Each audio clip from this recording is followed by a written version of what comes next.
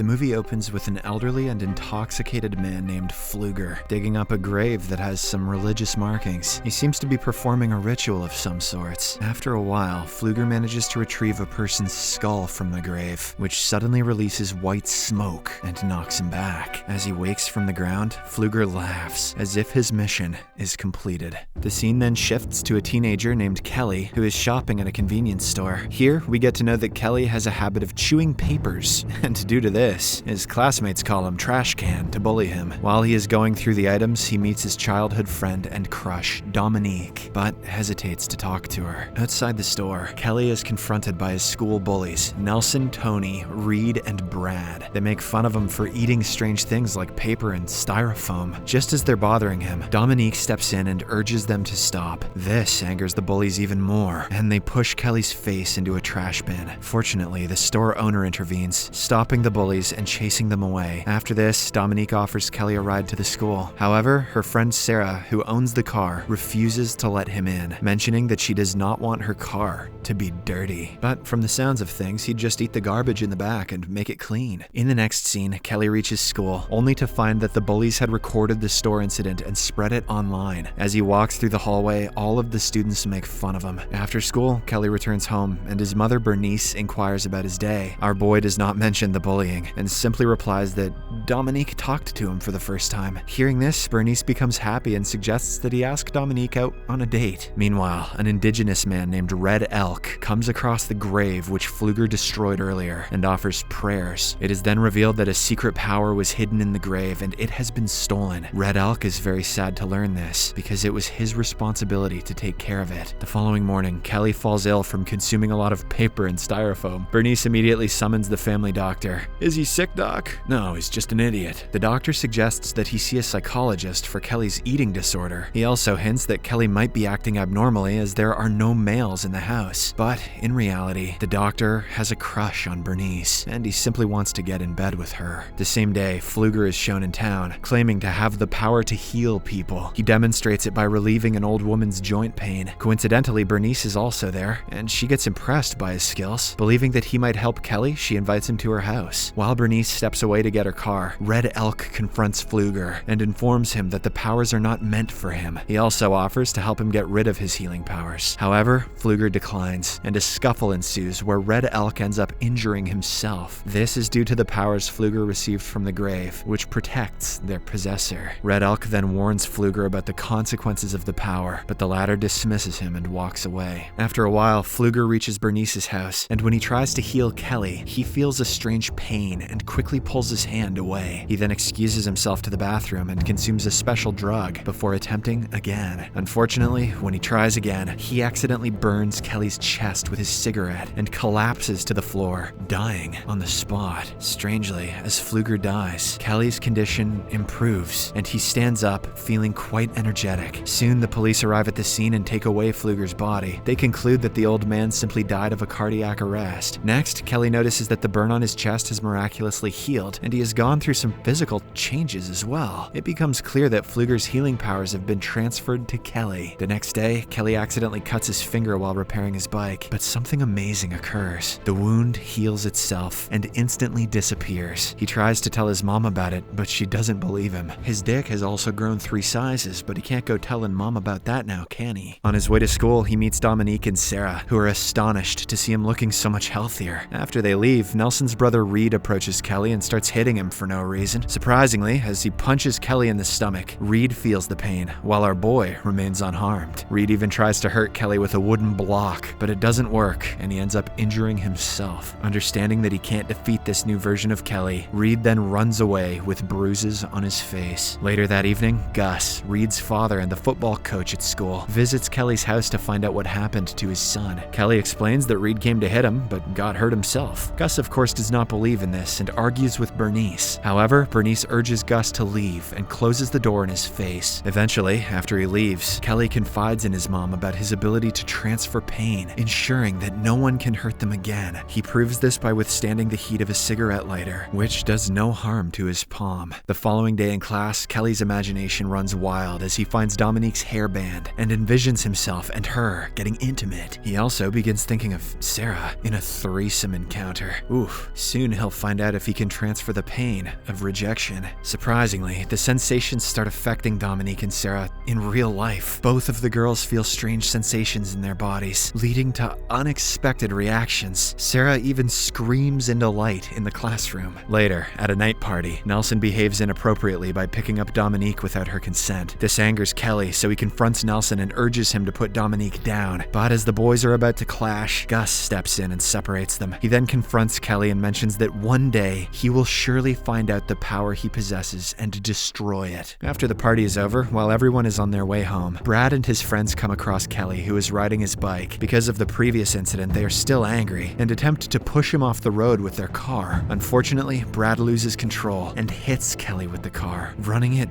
over him. The impact seems severe, but when the smoke clears, it turns out that Brad's skull has been crushed, leading to his death, while Kelly is unharmed. Soon a crowd gathers and Kelly secretly explains the situation to Dominique, including his extraordinary ability. Nelson and his friends lie to the police, claiming that Brad swerved to protect Kelly because he was cycling in the middle of the road. However, a preliminary investigation by the police officer, Adler, clears Kelly of any wrongdoing. On the other hand, Red Elk learns about Pfluger's demise and visits his grave. Analyzing the soil, he concludes that Pfluger lost his power before dying. Upon hearing about Kelly's survival after being hit by a car, Red Elk pays him a visit at his workplace. He confronts Kelly about the powers, and after a bit of hesitation, the latter confesses to being treated by Pfluger. The next day, Kelly and Dominique are having lunch at a cafe and talking about movies. They're ignoring the fact that Kelly crushed Brad's skull. In reality, Dominique also likes Kelly and wishes that he would ask her for a movie night. To her good luck, he does just that, and the two agree to watch a movie soon. At the same time, Nelson and his friends are upset seeing Kelly move forward with his life so easily. They decide to avenge Brad's death and teach him a lesson. How can they teach a lesson if they never learn one themselves? Later at night, after learning about Kelly and Bernice's schedule, Nelson and his boys wait for Bernice to leave for her night shift. However, she falls ill and decides to skip her shift. Seeing his mother unwell, Kelly asks her to rest and heads to town to buy medicine for her. Noticing a car driving away, Nelson and the group mistake Kelly for Bernice and decide to scare him. They attach Kelly's trailer house to their truck and pull it with full power. With Bernice still inside, they accidentally drag the trailer away, making her fall from the couch. The chain doesn't detach properly, so the group leaves it in the truck after wrecking the trailer. Because of this, a pipe of gas bursts in the kitchen and fills the house. Shocked, Bernice tries to exit but stumbles upon a lamp and falls to the floor. Unfortunately, the lamp catches fire and the gas ignites, causing a huge explosion. After a while, Kelly arrives at the scene and rushes into the trailer to save his mother. Tragically, he's too late, as Bernice has already passed away. The traumatic experience deeply affects Kelly, and he mourns his mother's death inside the fire. After a while, Officer Adler spots burn marks on Kelly's body and admits him to the hospital. In the next scene, Red Elk approaches Adler at the hospital and informs him about Kelly's unique power. He suggests discussing the matter with Kelly, but Adler deems it inappropriate to delve into ancient folk tales during such a challenging period in Kelly's life. Understanding the situation, Red Elk tells Adler to reach out when the time is right. The following day, after miraculously healing his burn marks, Kelly goes straight to his mother's funeral, where he is supported by Dominique. She assures him that crying doesn't make him weak, and that his mother will always be proud of him. Kelly then reveals his plan to leave town, which disappoints Dominique, and after sharing a heartfelt kiss, she leaves. After that, Kelly visits Pfluger's grave in the same cemetery and begins eating a wild weed growing on it. He hopes that it can take his powers away. However, as soon as he chews them, he feels sick and begins vomiting. Sarah, who happens to be nearby, witnesses everything from a distance. Oh, he's a recovering vegan. Later, Officer Adler drives Kelly to social services and discusses his mother's accident with him. Learning that the trailer fell before the gas explosion, Kelly becomes convinced that it was no accident and someone knowingly pulled it to break the support. At the same time, Nelson and his boys are driving in their truck, showing no remorse for their actions. They are heading to the riverbend to unwind, probably with beef jerky and hand jobs. On the way, they encounter Adler driving Kelly out of town and taunt him. When our boy notices the truck, he immediately realizes that they are the ones who are responsible for his mother's death. Hence, without wasting any time, he jumps out of the moving car and stealthily pursues them to the riverbend. Later, while Tucker swims and the others playfully throw stones at him, Kelly slowly grabs Tucker's shirt and uses it to strangle himself. This leads to Tucker struggling to breathe and stay afloat. Ultimately, he drowns in the river. As Nelson and the others look on in horror, they immediately rush to help him, but it is too late. The bully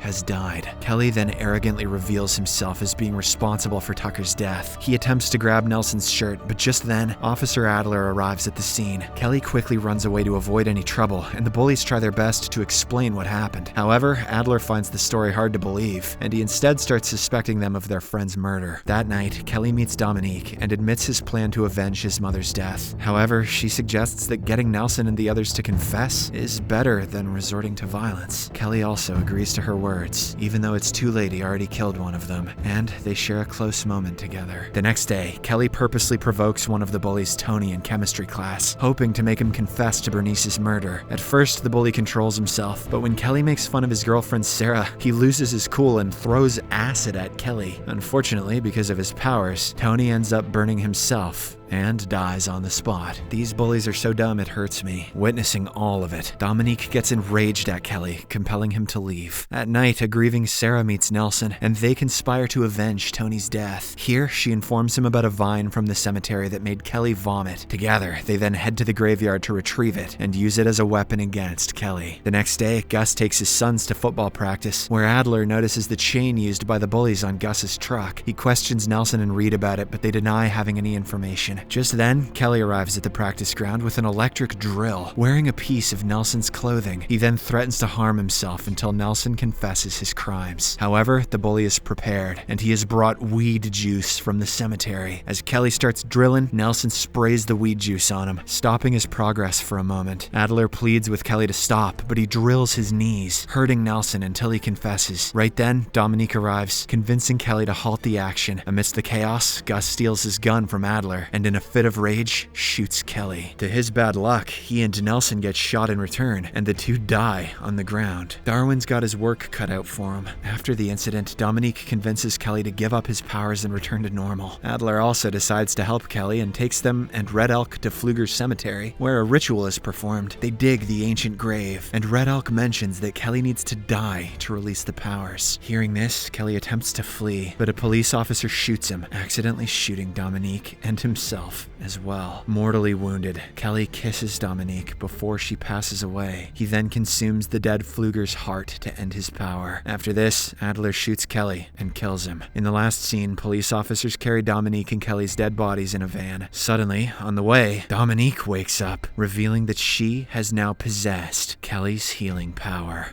Subscribe for more videos like this, turn on notifications, and leave a like to help the channel out. Thank you for watching.